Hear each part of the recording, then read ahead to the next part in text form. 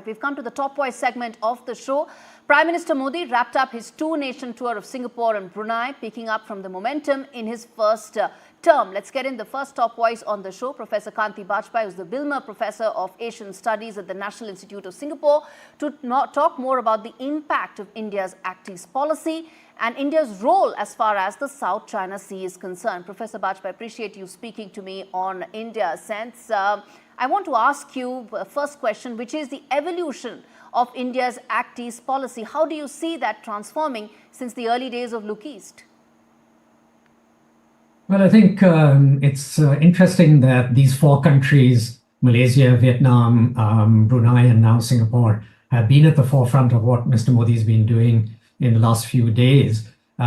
Because really, in a sense, over the last 2 or 3 years, most of Mr. Modi's second term, Southeast Asia didn't feature very high.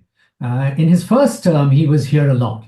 And I think he came to Singapore at least twice, if not 3 times in his first term.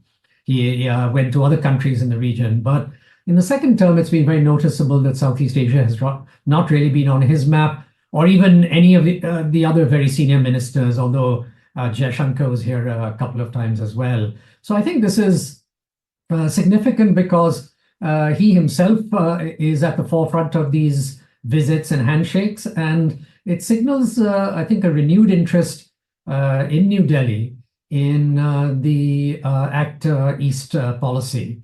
So I think that's welcome because, as I said, the last 4 or 5 years, India lost interest, I think, in the region to quite a perceptible extent. And I think the region lost interest in India as well.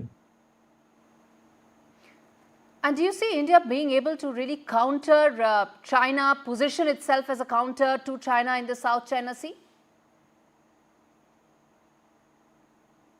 Yeah, I mean, certainly the dragon in the room in all these meetings is China.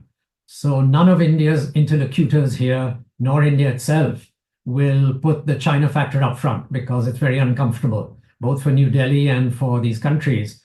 But clearly, I mean, that's the largest strategic backdrop to the Act East policy, and before that, the Look East policy. So I think Malaysia probably is the friendliest to China of these countries. And Singapore, of course, is very well positioned with China. Perhaps the greatest tensions in the maritime space have been with Vietnam because they have a claim, the Chinese, over the South China Sea, which impacts Vietnam. It also impacts Malaysia, but Malaysia has been willing to swallow hard and I think not antagonize the Chinese too much. But yeah, I mean, even the Malaysians, Kuala Lumpur has its own concerns about the South China Sea.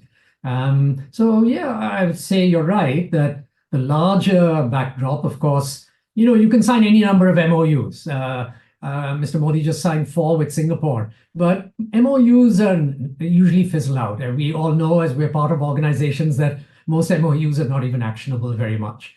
But the larger picture, strategic picture, is, of course, the military geopolitical domain. And while nobody wants to utter the word China, that's what the big backdrop inevitably is, particularly, I would say, in Singapore and Vietnam.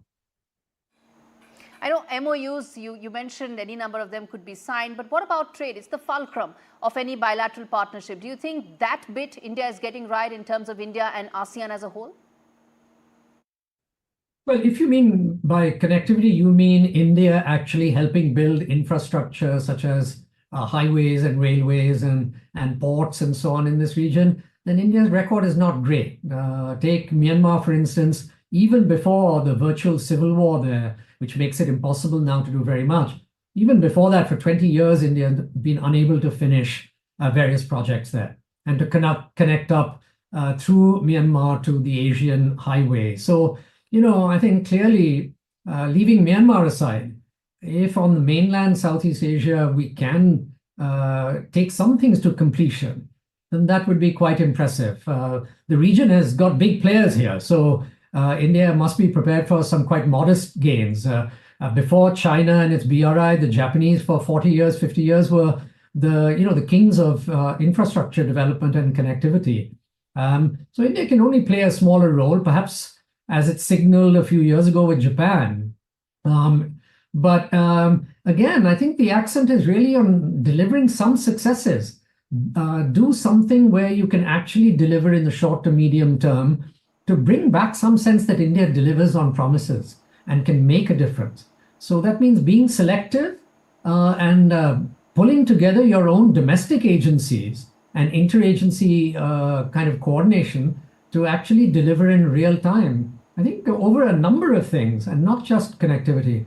There's been disappointment in the region about India's ability to deliver. I mentioned the RCEP, but food exports, promising something one day and then suddenly finding food shortages in India a week, 2 weeks later, and then saying we were embargoing wheat and rice exports, promising to deliver vaccines and then not quite being able to because there was a surge in India.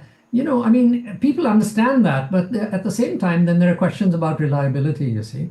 So I think pick selectively, deliver on something, even in the connectivity domain, to make a real difference. Indeed. Indeed. Trade connectivity could really be the hallmark of this engagement going forward. Appreciate Professor Bajpai for speaking to me on India Sense.